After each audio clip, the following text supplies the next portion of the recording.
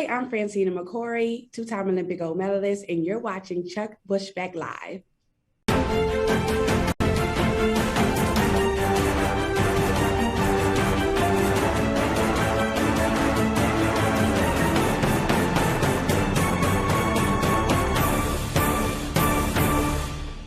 Welcome, everybody, to Chuck Bushbeck Live, Heart of a Champion. We are honored and privileged to bring you this show every week, highlighting the individuals that have made changes in our own lives by seeing what they did, the sometimes experiences that they've gone through that have been difficult, but they always come through with their success stories and what makes them the heart of a champion. And tonight is no different. We have Kansas City Chiefs legend. Wow. Joe, yeah, right? I know. I don't know about that, Chuck. Joe Valerio in the house. Joe, how you doing? I love your background. Talk to me. Thanks, Chuck. Yeah, I'm from in the 700 level at Arrowhead Stadium now. You know, I'm learning how to use technology, right, in this Zoom, Microsoft Teams, Skype world that we live in. You know, Absolutely. with everybody being remote. So, Yeah. thought I'd throw up a little familiar territory for me, good old Arrowhead Stadium, where I spent, was lucky enough to spend, 6 years of my life, and some of the best days that my wife and I have had were there and dealing with. Playing in the NFL and getting to be around the great people of Kansas City. So it was really, which we called Philadelphia West, by the way, which we can talk a little bit about. Is that right? Later on, the connections to Philadelphia that Kansas City has. Okay. Well, I met you, and we were just talking about that before the show, that I met you from my time with the Angels scouting, Mike Sosha and yourself from Delco, from Delaware County outside of Philadelphia. And you were inducted into the Hall of Fame. And I want to talk about Joe Valerio before we get to the Kansas City Chiefs. I want to talk about Joe Valerio growing up. What was life like for you as a kid growing up? And you can compare it to today, but what was life like for you growing up? Life was, life in a big Italian family was a lot of food, a lot of family, a lot of fun. My family's originally from South Philly, so that's where our roots are. And after having spent, the early portion of my childhood in South Philly, we lived on Queen Street, born on the second floor of my aunt Lil and my uncle Babe's house on Queen Street. My entire family, basically, my dad's family, at least in cousins extended, moved out to Delaware County to Ridley, when I was like 4 or 5 years old. So my uncle was working for Boeing at the time. So we all kind of moved out of South Philly all at the same time and all moved to Ridley Township, which was crazy. So we had all these homes in a row, twin homes that were supposed to be starter homes, right? My uncle, who's in his 90s, is still there. He spent, 40, 50 plus years with the Phillies, working for the Phillies and also with Boeing. And so, I grew up in a big Italian family and it was, I had 3 older brothers, way older than me. I was the baby. I'm still, both my parents have passed, but, up until the day that they were, here with us, that I was still the baby. What did they say? 30s. Let's just do one. Let's have one more kid. Let's just have one more. Let's go for the girl, I guess. I don't know, because I had 3 older brothers. And, my dad, was my inspiration and the heart of our family. And, I had a mom who did anything she could for us. And I learned so many lessons from my parents and my brothers who kept me on the straight and narrow. That was their goal in life, was to make sure that I was, education was a big priority, making sure that I was the first in my immediate family to go to college. And that was a goal of my family, was to do that, was to say, look, you can do whatever it is that you want to do. My dad was, a big proponent that education was a way that you could give yourself options. It's not for everybody. I get that. And I totally respect that, understand it. But, my dad was a believer that an education gives you options, and he wanted me to have the options that maybe he didn't have. My dad was a hardworking guy. He's a warehouseman, truck driver. And, he basically, there were times in when he was working, 3 jobs. My mom was in a severe accident when I was about 4.5, spent several years in the hospital trying to relearn to do a lot of things, broke her back, her neck, oh my goodness. Legs. And so, I joke with people sometimes I was raised by wolves. My grandmother, who was, old school Italian, 6 foot Italian woman, born in the early 1900s. Right. So, we didn't give her any gruff. I know that much. But, my dad was working like 3 jobs trying to keep things together, while my mom was getting better. And, my brothers raised me, my grandmother raised me, Yeah, I want to talk about that. And I don't want to be stereotypical, but, would you say you came from a typical Italian family in Philadelphia? Very typical, very typical. And did you have the plasticware on your? Oh, it's summertime. You'd go to take a nap on the couch. You'd stick to it. You'd be like, Grandma, do we really need to? Like, can't we just get a new couch when this one wears out? Like, this doesn't make any sense. But yeah, we were very, very typical. A lot of passion, love and hate. It was passion on both sides. Was it meatballs on Sunday and lasagna? And was that your home? Yeah, the best thing about growing up where I grew up is that, because we all lived so close, we could eat wherever we wanted, So my Aunt Rita on Yucky night, like we'd be like, Mom, Dad, sorry, I'm eating at Aunt Rita's tonight. And that was welcome. Like, wait a minute. Yucky night? Gnocchi. Oh, okay. Like gnocchi. I got it. Yeah. Thank you. Yeah. That's okay. There's no vowel. There's no vowel at the end of your name, Chuck. I get it. I forgive you. Yeah, right. But it was very typical. And my dad, I got so many stories about my dad. He was a professional boxer in Philadelphia. He trained with Joe Giardello. Okay. They were stablemates. And he was a middleweight, had, over 30 professional fights. Did he really? Yeah, he was trained at Olympia Gym. I'll never forget. I'll start off with this funny story about my dad. He was the ultimate Italian storyteller, and we're out at Arrowhead Stadium, and my dad came down to the locker room after the game, and he wanted to meet Joe Montana. So, because who doesn't want to meet Joe Montana? You're an Italian kid, right? He's an Italian kid from Pennsylvania who's won 4 Super Bowls. You want to meet Joe Montana, right? Absolutely, yeah. So my dad says, "Hey, Joe, nice to meet you." And he's like, "Hey, Mr. Valerio." And that's the first thing that tells you about a guy like Joe Montana. He calls my dad Mr. Valerio, right? Guy won 4 Super Bowls, done more in athletics than anybody could ever dream of. Yeah. Here's this respect that he has. "Mr. Valerio, nice to meet you. Oh, I love playing with Joe. He's a great kid." My dad's like, yeah, it's nice. He goes, "But I got to tell you something, Joe. This isn't the best sporting honor of my life." And of course now he's reeling Montana in at this point. He's like a fish on the end of a line. He's like, "Oh, Mr. Valerio, well, you got to tell me, meeting a 4-time Super Bowl champion, like what could be better than that?" And they're like going back and forth. And it's great because there's this bickering. And he goes, so my dad says, "Well, listen," and my dad goes in like storytelling mode. He's like, Joe, it's the 1950s and Rocky Marciano's in town to fight Jersey Joe Walcott. And I'm training at Olympia Gym. And who do they want to train at Olympia Gym? Rocky, the Rock himself. So really? So Rocky Marciano trained at my dad's gym when he came into town to fight Walcott. So my dad was really quick, and he was a middleweight. So he's 165 pounds. So he's relatively small, but hey, Marciano wasn't a big heavyweight. He was only like 185, 190 pounds. So they wanted somebody who fought like Walcott, and my dad could emulate that because he was quick. Okay. And he moved around the ring really fast.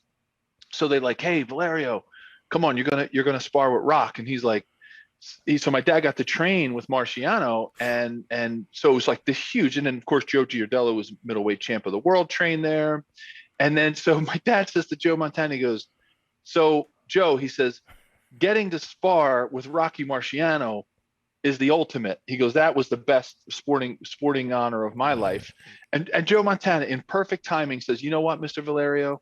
He goes, "Meeting a schlub like me," he goes, "that would be my biggest honor too, is getting a chance to chop it up with the Rock." And like, it was so much fun. And my dad, of course, was laughing the whole time. They were just having a great time. But that's how easygoing my dad was. He was so easy. And when I Chuck, when I was a little kid, all I wanted ever was a Joe Montana football uniform, right? So if those in Philadelphia who are listening remember Kitty City, right, which was like the predecessor of like Toys R Us, right? Yeah. So I would walk the aisles of Kitty City, and I would stare at this New York Jets Joe Namath football uniform. Oh, you got to be kidding! You just went my wheelhouse right there. Well, right? We'll talk about it. Yeah. So my dad loved Joe Namath, right? So all I wanted for Christmas that year, I was 6 years old. I was begged my brothers, my grandma, come on, Dad, I want this Joe. To all I want, Santa, please bring me this. So under the tree, I come down. There it is. There it is. The Joe name. So I put the thing on, footy pajamas and everything, and I'm out in the backyard right now in Ridley Township, where I grew up in a twin row home, and we had a perfect football field for a backyard. It was because it was twice as long as it was wide, right? So it looked like a little mini football field for a 6-year-old. My grandmother had hung a clothesline in the back, so that was my goalpost. And so like there was like a little row of weeds back there that was the goal line, and then like Mrs. Horn, who lived behind us, she had the skybox because she had this bay window in the back of her house. And I used to say that was the skybox, and that's where the wealthy fans used to sit, right? Well.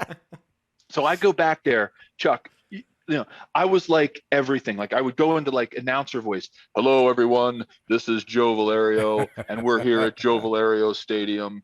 And Coach Valerio is going to take his star quarterback into the game right now, Joe Valerio. And like I was out there by myself because my brothers were a lot older than me, right? Yeah, so you were saying, I take this Joe Namath uniform out there, and I was everything, right? So like I'd go into the center, and of course, it was my roommate and best friend Joe Valerio was the center, and I'd take the imaginary snap for myself. I would drop back, I throw the ball up in the air. Now, remember, I was a lineman, so, they clocked me on a calendar when I ran the 40. So I throw the ball up in the air. I run under it. I catch it. And I'd break the Heisman pose. I'd be spinning, jumping. Mrs. Horn's looking at me like, this kid he's losing it, right?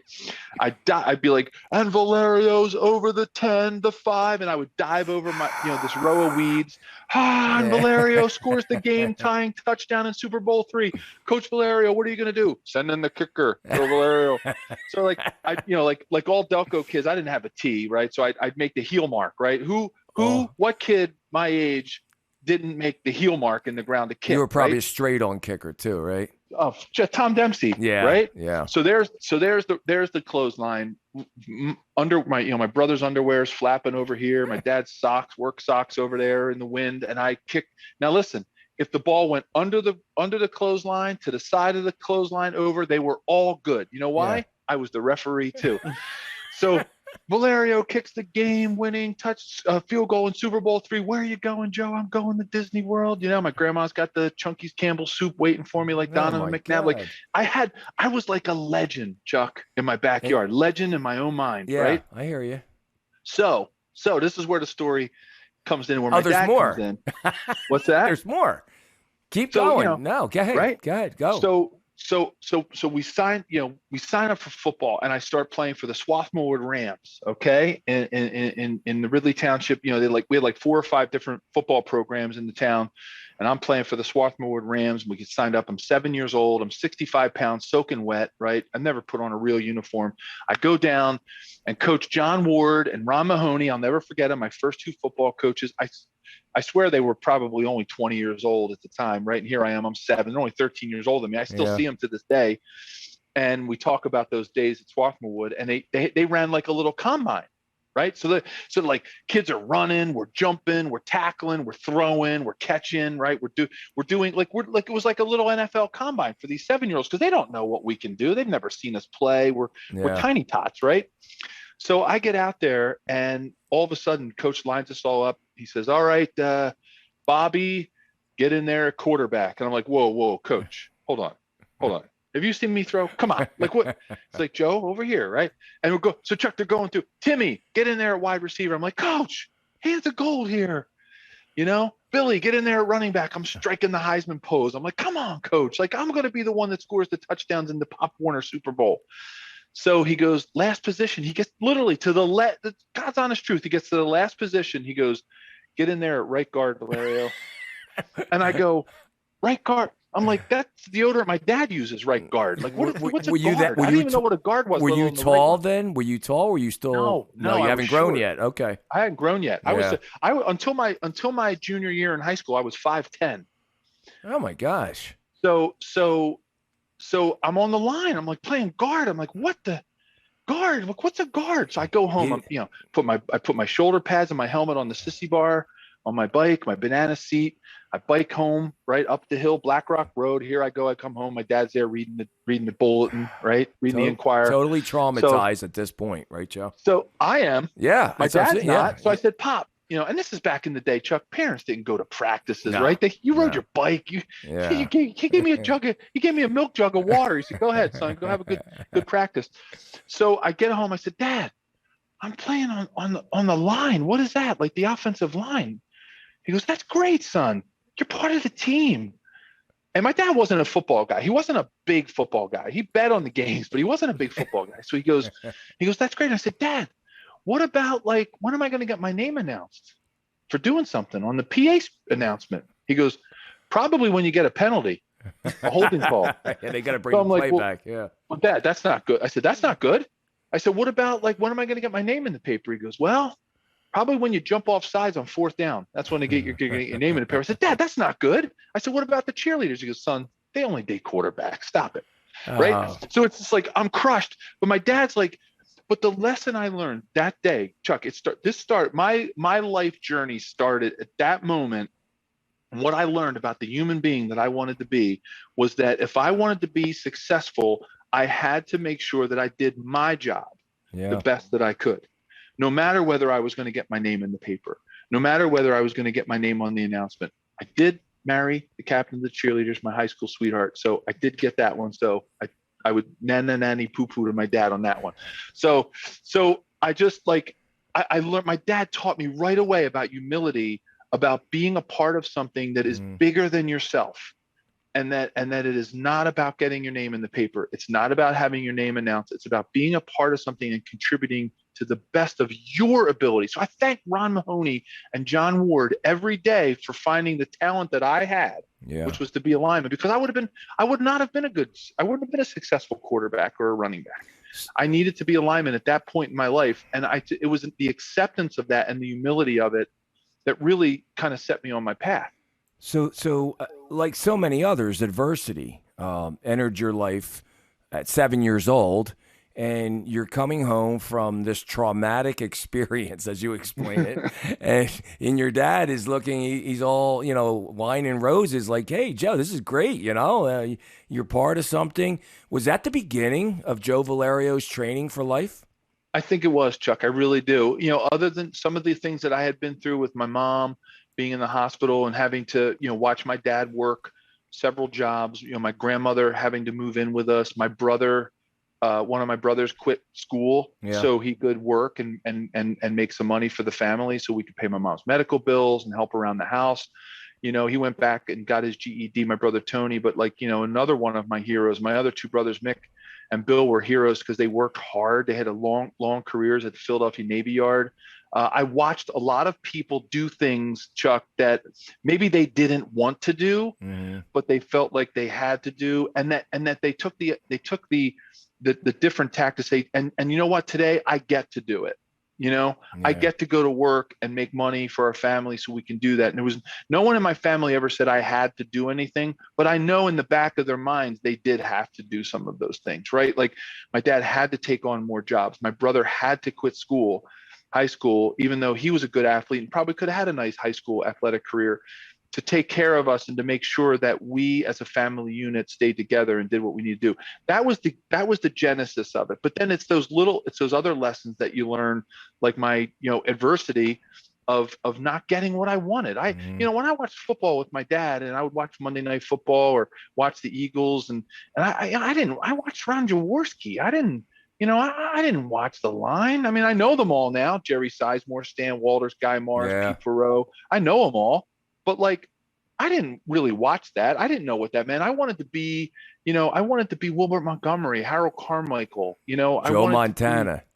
There you go. Who didn't, right? So, it was the beginnings of who I was, Chuck, when I learned that my role, it goes beyond more than just, getting to live that, sort of part of your life. You have to sort of use your talents, the best that you have. And I'll tell you what, Chuck, what it's given me in life.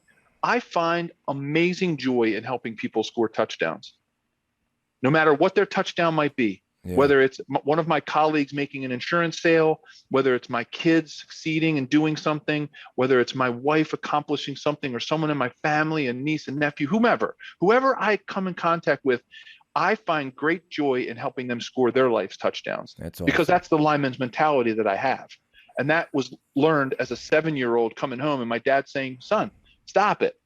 Stop playing the victim. Yeah. Go out and be the best lineman you can be. And it led me to the NFL, which is right. How apropos is that? So as a lineman, did you step into that role in high school? Were you a 4-year lineman there as well? Funny story, Chuck. I'm gonna tell you a funny story about that. I was never like a superstar, Chuck. I was never the kid that everybody said, oh, he's gonna be like. I was a work-a-day player, even as a kid, 7, 8, 9, 10, 11 years old, little league. I was never that kid that everybody said, oh, there's the next whomever, right? Yeah.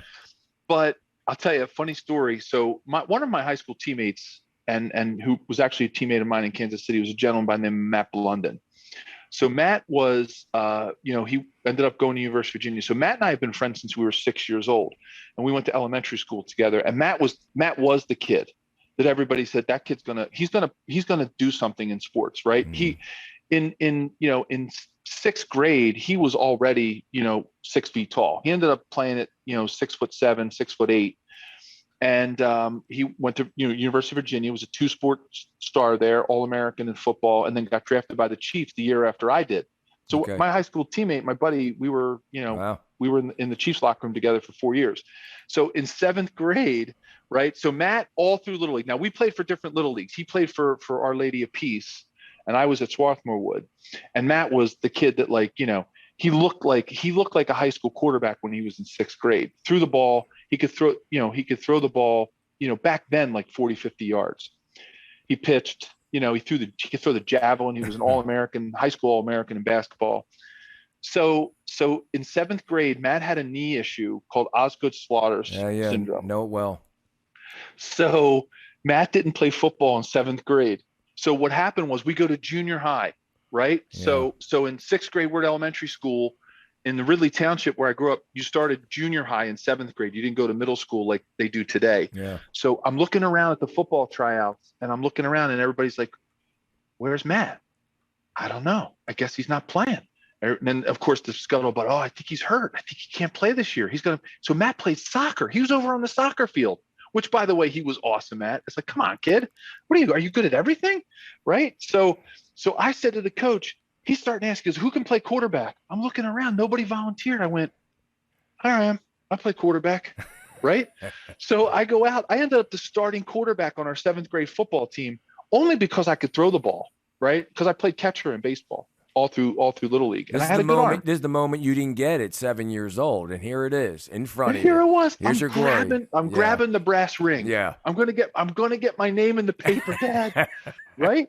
So I go out and I start and I'm the starting quarterback. So yeah, we only played in 7th grade, you only played 6 games. So we had a good season, right? Boom, boom, boom. I'm playing quarterback, I'm shot putting the ball basically, right? So in 8th grade, we closed down the junior high that I went to, and we combined 2 junior highs in Ridley Township, and then it became Ridley North, Ridley South. Now we became Ridley Middle School or Ridley Junior High School. So we go to 8th grade. We're in one school now. And I'm talking to Matt all summer, right? And he's like, hey, I think I can play football this year. I'm like, come on, no, you can't. So he comes out for football. The guy's throwing the ball literally in 8th grade. He's throwing the ball 60 yards on a rope, right? He's already 6'2", right? I'm 5'2", 5'3". Yeah. And the coach goes to me, he goes, hey, Joe, I know you were the quarterback last year on the Ridley North Junior High team. Have you ever worn a 70s number before? I'm like, here we go again. Now I got to have this conversation with my pops again. Yeah. So Matt, Matt ended up obviously becoming an All-American in football, high school, basketball, high school All-American, drafted by the Chiefs, and we ended up teammates. So again, it came back around, and I wasn't a starter. I did not start in 8th grade on the offensive line. I actually started as a linebacker, and then in 9th grade, I was a starting middle linebacker. And I did play guard. But, still, Chuck, I wasn't that kid. I wasn't standing out, and most people thought I was actually going to play baseball in college. When did you realize the talent that you had for football? Like, was it, senior year of high school? Did someone come up to you? I mean, fill us in on where your career went after high school. Yeah, well, it was like junior year in high school. So sophomore year in high school, I'm 5'10", 155 pounds, right? Yeah. And I started a few games at Ridley on defense at linebacker. Right. And then I go from 5'10" to 6'5" in 1 year. But the only problem is, Chuck, I didn't gain any weight. I was like, when I turned sideways, all you saw was my nose, right? My big Roman nose. Right. And so, the coach was like, look, he's tall, he's got a frame. So it was my junior year that I really started to physically come into my own, and I became a two-way starter. And then, my senior year, I put on a little weight, and that's when, and when I say a little weight, Chuck, I was not Division I weight. I was 6'5", 215 pounds. And that was with like weights in my pocket, right? When I would try to weigh in. And so I wasn't catching the eye. Like in that time, back in the late 80s, and I graduated high school in 87, like you had to be about 245 to get the Penn State interest, right? Yeah. So Joe Paterno is recruiting Matt Blunden really hard. And Matt was their number one quarterback, and that's where everybody thought he was going to go. And, Jerry Sandusky was actually recruiting Delaware County at the time. And, they were like, so Coach McNicholas, my high school coach, said, hey, look, if you really want Blunden, why don't you give a little package deal? You get this Valerio kid, he's 6'5", right? You get him, you see what you can do. And all of them said, Sandusky, Paterno said, he's too skinny, he's too slow, he'd never play at Penn State. So when I got drafted by the Chiefs, who clipped out the article from the draft, was my high school football coach, Joe McNicholas, sent it to Jerry Sandusky and Joe Paterno and said, well, maybe you should have taken a shot on the skinny kid from Philly, And so that's where, like, it was like my junior and senior year, I started to get some interest. But Chuck, I still had my eyes set on baseball. Baseball was my first love. Yeah.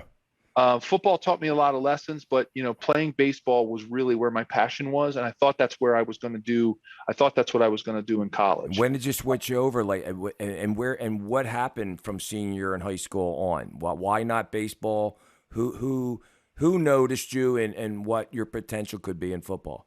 It was Penn and Bucknell really were the two schools that it came down to for me, were the two biggest football programs that recruited me. I did get a little bit of interest from William and Mary. It was pretty much the only scholarship school that gave me the time of day.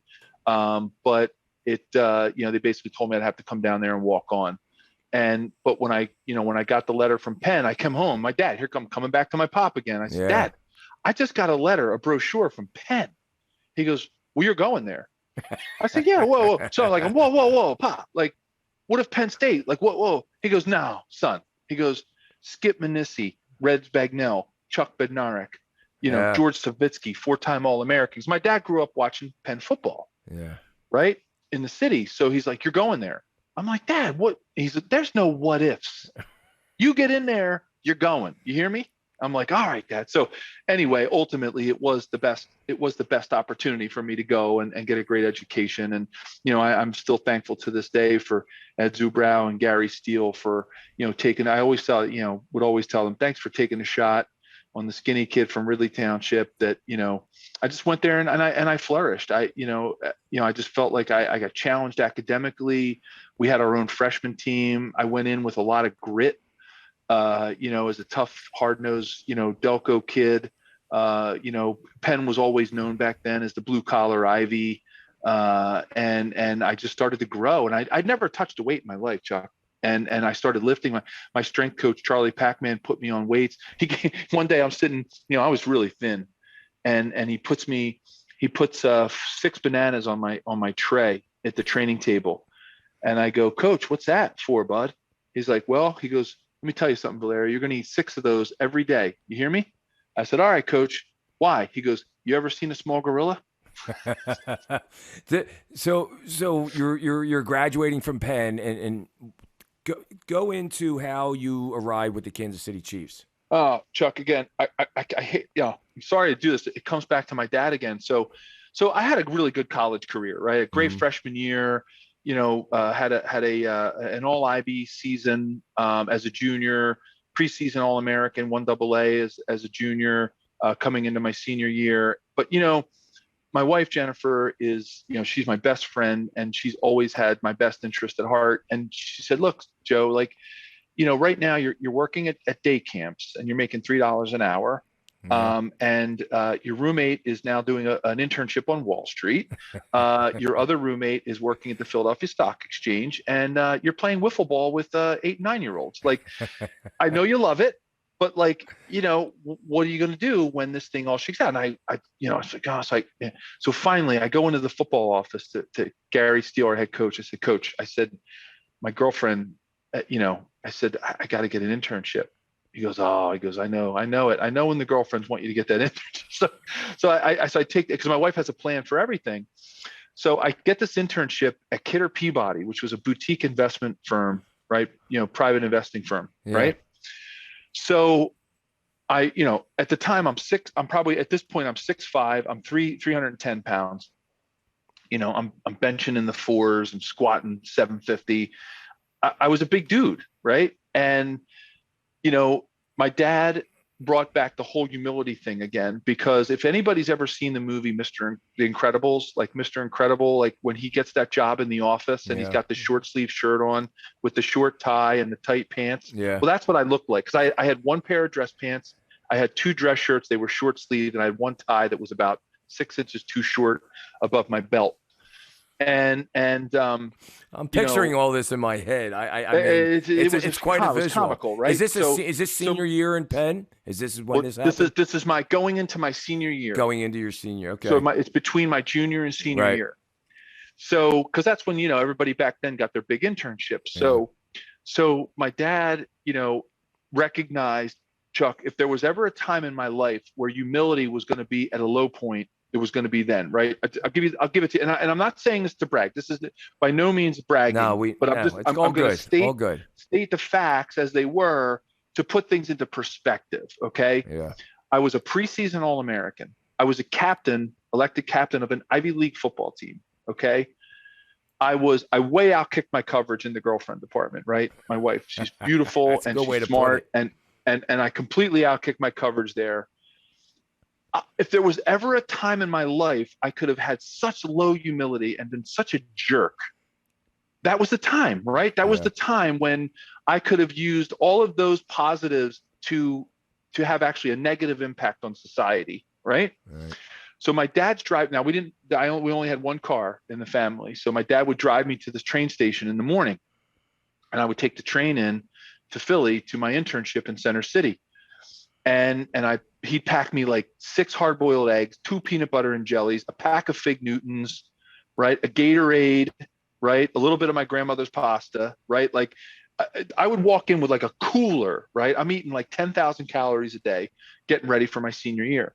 My dad says to me, "Son," he said, "you're going to go to my dad." I don't think my dad had ever stepped foot in an office, by the way, Chuck. He goes, "When you go to that office today, you're going to do the work and you're going to do it humbly. You hear me?" And now my dad at this point, maybe he's 175 pounds. Now you gave me the impression a little earlier that he kind of let you be you, but I'm kind of feeling like he was at some point a disciplinarian. No, by no means was he a disciplinarian. He was somebody who he was a respectinarian. I just made up a word. That's what we do here. It was all about respect, right? It was about respect for your fellow person.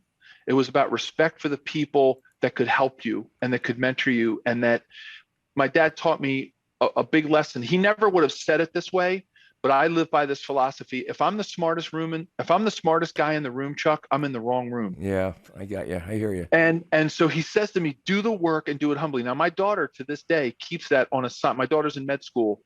She keeps that on a little board in her room that she lives in a house in Long Island, and she keeps it on there. She says, "Do the work and do it humbly," because she remembers my dad's lessons. And so when I went to that office, Chuck, I did whatever they asked me to do. If they needed me to take all the good rubber bands off the files, I'd save all the good rubber bands. If they needed the coffee machines cleaned, if they needed me to get on the train and run a check to a client and walk it to their house, I did it. And I did it with a yes, sir, and a no, ma'am, and a yes, ma'am, and a no, sir. And my dad said, you treat everybody the same, from the person who comes in at night to clean up the trash cans to the big mahaf. You treat them all the same. You hear me? And I'm telling you, I heard it, and I replayed that track over and over in my head. So now, Chuck, I'm going to answer your question. I'm going to fast forward. 6 months later, I'm at the NFL Combine, the real Combine this time, not the John Ward, Ron Mahoney Combine, right, at Swarthmore Wood. I'm at the real NFL Combine in Indianapolis. I'm hanging out with guys from Nebraska, Oklahoma, Notre Dame, Colorado, Michigan, Penn State, right? I'm like, what is this? Like, everybody's asking me, hey, how was it playing for Paterno? I'd be like, hey, I went to Penn, not Penn State. like I'm hanging out with these guys. I'm like, what just happened, right? So I go through, we go through all the things at the Combine, and we're interviewing with the teams at night. And I the most interest I probably got coming into the draft was the Chargers, the Giants, the Eagles, and the Chiefs. They were the 4 teams that had shown the most interest. Now, Chuck, at this point, I'm talking to agents. I'm reading Our Lads. I'm reading Pro Football Weekly. Like, what? I'm a mid to low round draft pick at the best. Low round draft pick at the best at this point, right? Yeah. In my mind, or what I'm seeing and I'm hearing. And, some people had even said, hey, this guy'd be lucky coming out of Penn if he could get a free agent contract. So I looked at that as like fodder and fuel for me. I never let it get me down. I just try to fuel me. And I'm interviewing with the Chiefs, and I'm sitting in the room, in the hotel room at the hotel across the street from the Hoosier Dome. And I'm sitting there with Carl Peterson, Marty Schottenheimer, and Howard Mudd, right? Coach Schottenheimer, the head coach, Howard Mudd, offensive line coach, Carl Peterson, president, GM. And we're going through the interview questions, right? And they're thorough, right? They don't mess around. Hey, tell me about that ankle you sprained in 8th grade playing basketball. I'm like, wow, you guys really do your homework, right? So we're going through the regular interview process. And then finally, Mr. Peterson gets to the last question of the interview. And he says, okay, Joe, we got one more question for you. Tell us about your internship at Kidder Peabody last summer. Now, I'd gone through my whole senior season of football, right? Got 10 game films. I come out of that I played in the East-West Shrine game, right? So I was like one of the only 1AA players to play in that game. Coming out of this with, some more accolades and things. And I'm like, what in the world does playing or doing an internship have to do with running into other 300-pound guys, right? So I'm trying to be light with Mr. Peterson. I said, well, Mr. Peterson, that's a great question. And I asked him that. I said, what does that have to do with running into defensive tackles really fast? He goes, it has everything to do with it. He goes, so I want you to tell me about your internship. And I said, well, it was good. I learned a lot. I would do bond ladders all day, and I'd run over to the exchange desk, and I'd hand in, sell and buy tickets. And he's like, he goes, well, I'm going to tell you what it means to us. And he goes, did you meet somebody there by the name of Tim Sennett? And I said, yeah, Mr. Sennett was the big mahaf, right? That was my dad. My dad loved that term, the big mahaf. I said, he was the big mahaf. He goes, yeah, the big mahaf. He goes, he's like my best friend. Do you know that he and I were college roommates and were godparents to each other's kids? Wow. I said, Mr. Peterson, I had no idea. I never talked football with Mr. Sennett when I had the opportunity to see him in the office.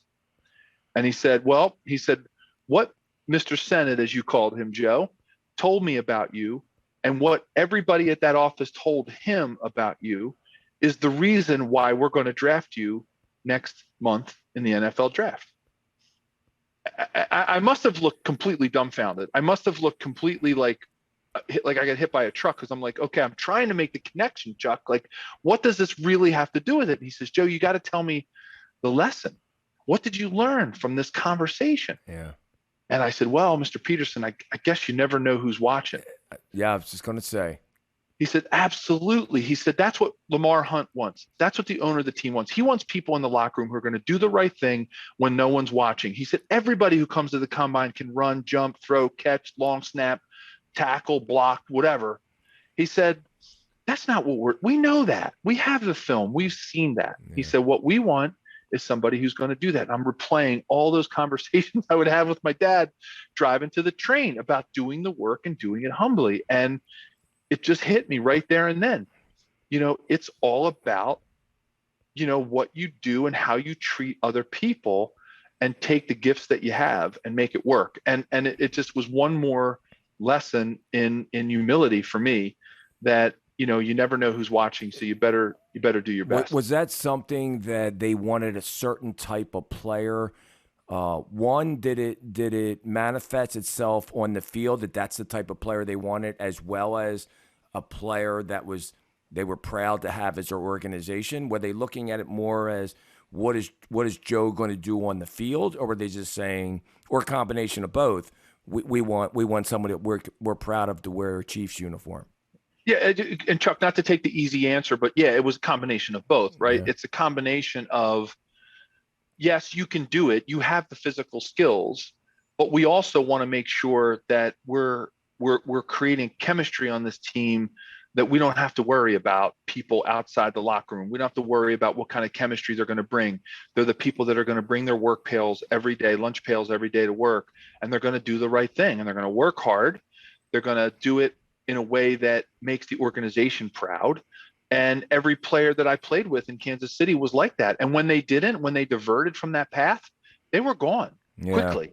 Yeah. That's an organization, and the Hunt family, never really, let that get in the way of what was the most important thing, and how that team was involved in the community, and how they were perceived by the community. And, I think about, getting drafted in the second round out of Penn, and I'm like, what, how did that just happen? Like, what, and I look back on it and I say, you know what, it really all came down to having a combination of those things. Now, look, if I could have been the greatest guy in the world, and the most humble and all that stuff, but if I were 6'1", 180 pounds, I wasn't going to play offensive tackle for the Chiefs. So yeah, that's why I say there's a combination of the two things, right? It's your talents, it's your skills that you have, and applying them in the right way. Because I go all the way back to my 7-year-old self and think, if I had never been a lineman, and somebody hadn't seen that talent in me to be a lineman, and I hadn't aligned myself with that role, and also done all the right things off the field, then it never would have really happened. If I would have tried to outplay myself. Well, I want to ask you a question, because and we're getting into your role with the Kansas City Chiefs now. I was looking up, doing some background information on you, and you caught 4 passes. You're a lineman. Explain that. It's like I lived every lineman's dream. I mean, I hadn't really, other than long snapping, I hadn't really touched a football since 7th grade, like for real, in a game. I recovered a few fumbles here and there throughout my career. But it all happened with a practice we were having. Chuck, I was never a full-time starter, right? I did whatever I needed to do to keep my name on the locker. I did have the distinction of starting I did start an NFL game at every position on the offensive line, including tight end. I started at center, guard, tackle, and I started a game as a tight end. Against the Chargers. And so I had always been we called it the tank tight end, right? Because you have to remember, back then, when we were the smash mouth Chiefs of the Christian Okoye days, you wanted as much beef out there as you wanted on 3rd and short, 2nd and short, 4th and short, right, goal line. Like, you always wanted as much beef. So I was always the extra tight end that would come in and play and play in that tackle eligible position. I did that for my rookie and my 2nd year, and I was always that guy. And then in 1993, they really needed me to play that position because we didn't have big tight ends. Once Joe Montana came and we went to the West Coast offense, your tight ends were more like H-backs back then in that 80s, 90s West Coast offense. And so you needed another big guy to play tight end, even on not 4th down and 1. Like, you needed it. So I was always that guy, but I never was involved in any pass routes or anything except for one play. There was one play where on the goal line, I would go 5 yards into the end zone, and Chuck, I was a screen. Let's be honest. I'm going to be honest with myself. I was a screen. I was a 310-pound wall. Illegal pick? Did you throw? Hey, you said it. I didn't, Chuck. You said it. I didn't. So that's all I was, right? So we're at practice one day, And Joe Montana in 1993, it's his first season there, and we're having a lot of success. And he was the ultimate jokester. I mean, he loved to play tricks. He loved being a part of the whole banter and everything that went on. So I'm standing 5 yards in the end zone. I put my obligatory hands up so I don't look like I'm being the illegal pick. Remember, you said it. I did. Right, I got you. So I put my hands up, and Montana's pumping the ball, and he's looking right at me. And I'm going, whoa, Joe, over there, like Keith Cash, wide open, Willie Davis, wide open, Kimball Anders, wide open, Marcus Allen, like, don't throw it to me, buddy. He fires this thing at me because he wanted to hit me in the face mask. I know exactly. He even told me later on. He goes, Joe, I got to be honest. I really wanted to make you look. I wanted to make you look foolish. You wanted the ball, Joe. Come on. So he fires this thing at me, Chuck, and I actually catch it. I stuck my hands up and I caught it. And I'm going back to my catching days, right? I mean, you got to have pretty soft hands to catch, right? And I catch this ball, and Paul Hackett drops his clipboard. He's our offense coordinator at the time. He drops the clipboard. He comes running over, and I'm like holding the thing. I hot potatoed it. I'm like, I don't want this. I threw it to him. He goes, what? He goes, you can catch? I said, Coach, I don't know. I guess so. I'm holding this thing. He says, Joe, he goes, you're going to catch a touchdown pass this season. I said, wow, this West Coast offense really does open things up when linemen are catching, right? Because I became the wide receiver. And he goes, do you remember Guy McIntyre? And I said, yeah, he was the guard for, Joe Montana all those years, number 64 in San Francisco. And he goes, yeah, we had a play that we ran with Guy, and you're going to run that play this year, and we're going to find just the right time to run it. So fast forward to October, and we're playing the Raiders. It's 1st and goal on the 1. Marcus Allen, no doubt, the best goal line back of the time, maybe of all time, right? Right. Everybody's zeroing in, especially we're playing the Raiders, his old team. Of course he's going to score the first touchdown against the Raiders on opening, the opening drive. And fake to Marcus, he gives the best ball fake ever. He jumps over the pile, all 11 guys. I think the coaches ran on the field to tackle Marcus. And there I was, boop, out in the end zone. Joe hits me with this beautiful little pass, perfect spiral. I'm reading the Wilson on the ball as it's coming around. Bam, right into my hands, and there was number 1. Were you the target out of the huddle? I was the only receiver. Yeah. Well, when the original one, when Montana threw you the ball, do you think, looking at Joe and knowing Joe, did he say Valerio's not going to? He's not going to want. I'm going to throw it to him. Do you think those thoughts went through his head? Yeah, that's just the kind of guy he was. Yeah, Valerio's not expecting this. I'm giving him the ball. Exactly. We're going to have some fun with this big fat guy. And it turned out, okay. And then we hit the play, and then I'll go to my of course, number 1, if you have to understand, number 1, the thrill it was to score against the Raiders. And by the way, my parents were at every game that I scored at home. That you scored. Which was amazing. Yeah. My mom and dad were in the stands. So it comes to next season. We're playing the Niners on September 11th, 1994. And so first of all, to score against the Raiders as a Chief is a huge honor, right? Because it's Raider week this week as the Chiefs are playing them. And it's a big game. It's a big rivalry. So just the fact that I scored against the Raiders. Then the next year we're playing the 49ers, Joe's old team. Steve Young, Joe Montana, the battle of the century, right? Sunday night, it's beautiful. It's 82 degrees, sun is shining. Everybody can't wait for this game. The chip on the shoulder game for both Steve Young and Joe Montana. First quarter, drive down the field. J.J. Burton gets tackled on the 1 yard line. It's 4th and 1, okay? And Joe gets in the huddle. He goes, all right, guys, fake 16 George U slam. And I'm like, wait a minute. That's my play. I'm like, it's 4th down. This is the 49ers. This is the game of the year.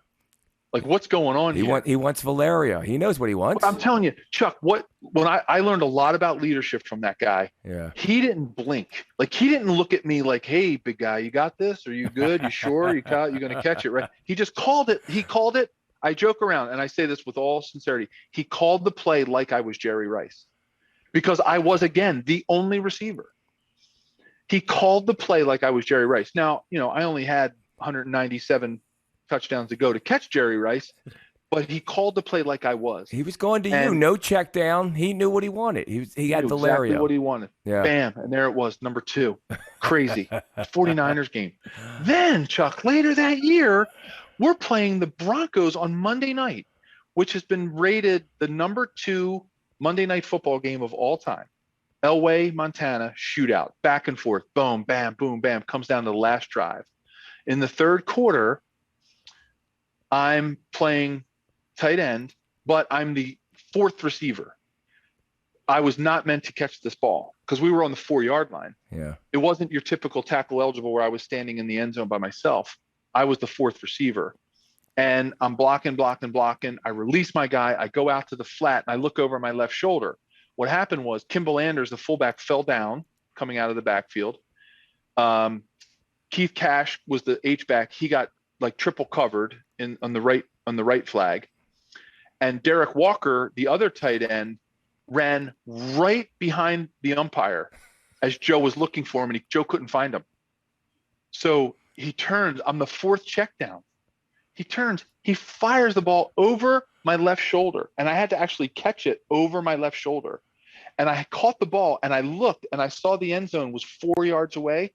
I dove into the end zone from 4 yards out. And all I'm thinking is, Al Michaels and Dan Deerdorf just said my name. Like, what is happening? This is crazy. In probably one of the best Monday night games of the time. And still to this day, because Montana ended up driving down and scoring a game-winning touchdown with barely any time left. But then Elway got the ball back, and he almost scored. And it was Marty Schottenheimer's first win ever at Mile High Stadium. It was amazing. Like, so these games that I'm getting to do this in, Joe Montana, like, this is crazy. And my dad, of course, the humility comes again. Yeah. He says, Joe, he goes, I kind of always thought you'd make it to the Hall of Fame. He goes, I just didn't know it would be on somebody else's plaque as one of their best receivers. So, that's great. So you had how many touchdowns? I ended up with 4. So Steve Bono, the next year after Joe retired, I caught one from Steve Bono. Listen, Chuck, I was Chris Carter before Chris Carter. Wait a minute, Joe. You had 4 balls thrown to you. 4 for 4. Is that a record? It's the NFL unofficial NFL record for offensive unofficial. Linemen. Yeah. 4 for balls, offensive linemen. 4 balls thrown to you as an offensive lineman lining up as a tight end, and you caught all 4. That's got to be a record. 4. It's the unofficial NFL record for touchdowns by an offensive lineman. Yeah, crazy town, right? And I'm the mayor. It's like it was amazing. And then of course, Steve Bono, the Norristown Flash, as we like to call him, right? Yeah. Another Philly kid throws me my 4th at Arizona. We were playing Buddy Ryan. I've heard of the Arizona Cardinals. I've heard of him. Yeah.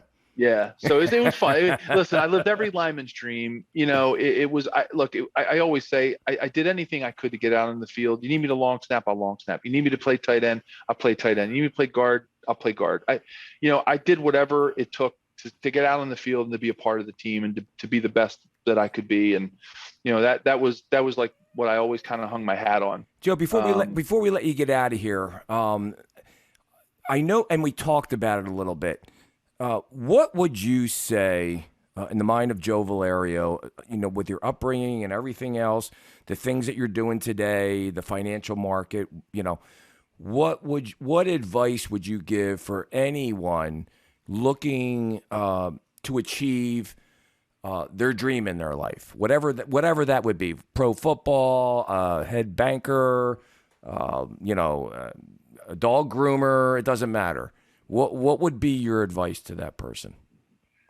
First, Chuck, I think you've got to find something in your life that brings you motivation and passion. Mm. And you got to find out what that is. You got to find out what it is that motivates and drives you, and then you have to find things in your life to do that help you achieve that. Now I'm going to go a couple of paths on that, Chuck, because if you're motivated by being with your family or spending time helping others, but you also need to make a living, then know that what you're doing is helping you achieve that other goal. Don't get frustrated by the fact that, oh, I have to do this job. Because I'm going to go back to my dad and my brothers, and I'm thinking, I know for a fact that they look, as much as look, and I don't want anybody to take this the wrong way, they didn't really want to be welders. Yeah. No, I Do you know get what I mean? Yep. Like they wanted to play in the NFL. My brother was a great track. He wanted to run track in the Olympics. My other brother loved baseball. My other brother loved basketball. My brother didn't want to quit school, but what motivated him and what brought him joy was keeping our family together. That motivation allowed them the opportunity to do other things and be great at them, so that they could be purposed and find purpose in what it was that they wanted it to be purposed in. I have done that in my own life, Chuck. And my goal, when I go step away from football, raising my daughters and spending time with my wife is what really motivated me.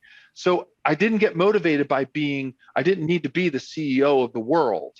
I wanted to have a job and a career that allowed me a good financial, got to pay the bills. Everybody's got to do that. Yeah. But I also wanted to do it with a balance and flexibility that allowed me to, in times in my life, coach my kids, coach high school football, spend time with my family, be with my parents, be with my family, like do those things. So, I think, Chuck, that it's a complicated answer, but I think you got to find something in your life that brings you joy and passion and motivates you, and you got to do it. And do whatever it takes to get to that point. And that's how football was for me. I used to dream about when I would sit on my swing set when I was 6 and 7 years old with that Joe Namath uniform. This is God's honest truth.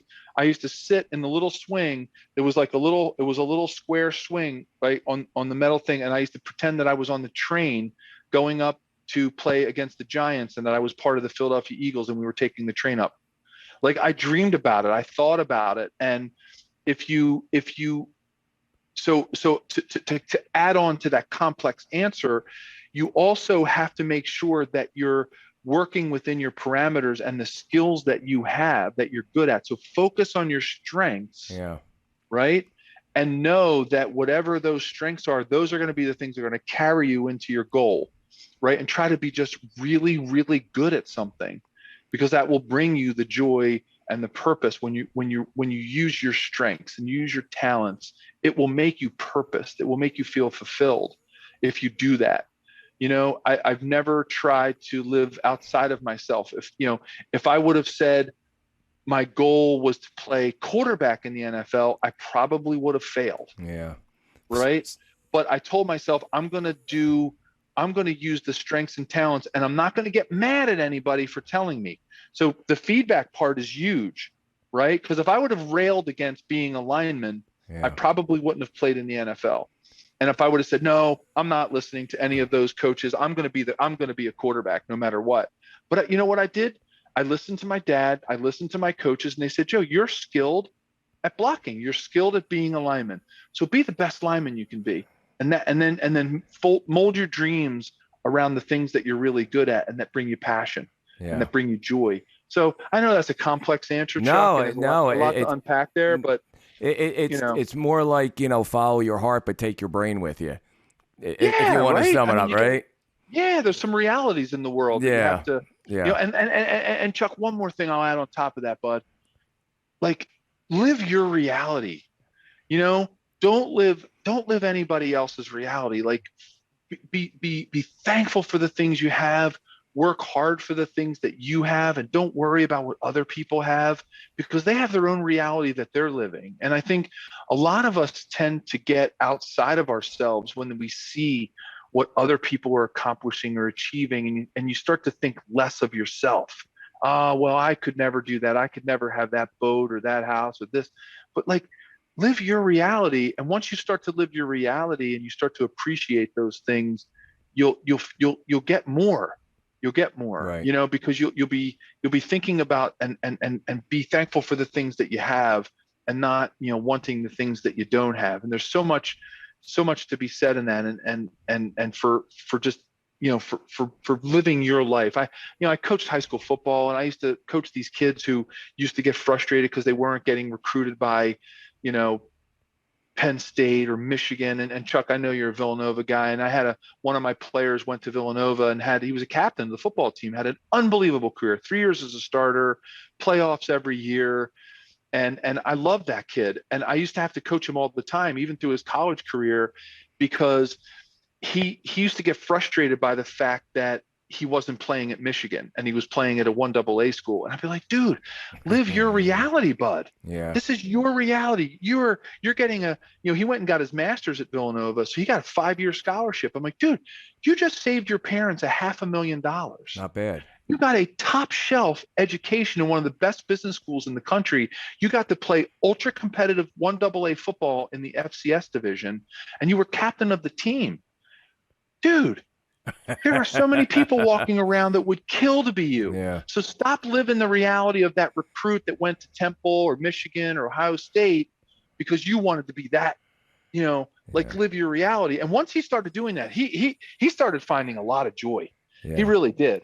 And I was really proud of him for the maturation process he went through in that. And I think that's another, one more layer of that answer, Chuck, of what you're saying about how do you maneuver and get on this journey of life. And I think one last thought on it. And I'm sorry if I'm no, you're good. We're all good. But I show this thing all the time to coworkers and colleagues and people that I help, mentor. There's this great cartoon, and it's a stick figure on a bicycle, and there's a small little uphill, and there's a finish line and a checkered flag, and there's nothing in the way. It's just somebody on a bike, and then you go up the little small hill. There's a checkered flag, and it says your plan, right? That's everybody thinks that's their plan. Yeah. I'm going to take my bike, go a little bit uphill, just a little uphill. I'm going to get to the checkered flag, and I'm going to win the race. And then I show them this other part of the cartoon that's a stick figure, and it's a big scene. It's much bigger than the small little ride. And it's a checkered flag at the top of a mountain, and it's this small little bike down here. And there's a lake and a boat and a bridge and a gondola and a valley and a ladder and a rain cloud. And there's all these little things that and I tell people, life is a journey, man. That's the reality. And what you need to do is every step along the way, think about the people that helped you cross the river, that helped you swim across the lake, take the gondola ride, climb the ladder in the rain, go over the bridge, help you build the bridge to get to that goal. And every step along the way, enjoy every hard moment and good moment of that journey, because that's what life is. We plan on this smooth little ride, and I tell people that so that they can get understanding that you're going to have ups and downs and wins and losses, but man, just keep your eye on it, and most importantly, along the way, appreciate the people that help you overcome those obstacles. And I think back to, that's why you heard me naming the people. I'm going back, I'm 52 years old. I'm going to be 53 next year. And it's I think, John Ward, Ron Mahoney, right? Mr. Vickers, Coach Decker, Coach McNicholas, Rich Merchant, we talked about before we start recording, my baseball coach through Babe Ruth, Dennis Cabasco, my baseball coach in high school, Coach Hawansky, Coach Schnell. I could go on for another 45 minutes naming every single person that helped me along that way. And to me, that's what the journey's all about. Joe Valerio, you have been exceptional tonight, and I just want to personally thank you for coming on the show. Many people that watch these episodes get so much from it, and you have just put the cherry on top, my friend, if you want to put it that way.